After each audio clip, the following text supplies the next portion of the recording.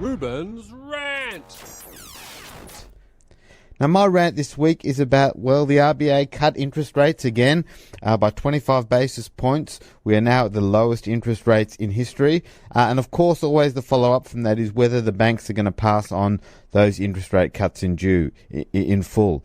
Now, whether the RBA needed to cut rates at all, I actually am not sure about that, but that's the subject of another Reuben's rant. But this more is about the government's reaction and their commentary about the banks, about them passing on the full rate cut or not. So, for those of you that may have heard, well, CBA and National Australia Bank passed on the full 25 basis points in rate cuts, but ANZ only gave 0.18%, so 0.07% less. And of course, just as you'd expect, Josh Frydenberg got on the line and said, ANZ's letting down its customers.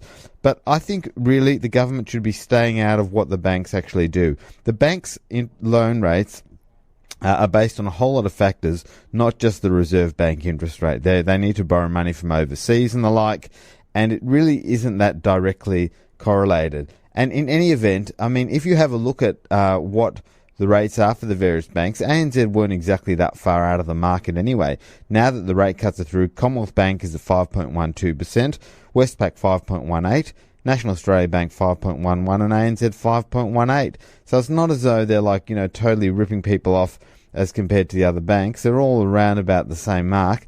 And if you think about what that 0.07% difference is on, say, an average $500,000 loan, over a full year is $350, so about $30 a month. So, I just think lighten up a bit on the banks. It's great political scoring for the pollies to have a go at the banks. They're easy punching bags.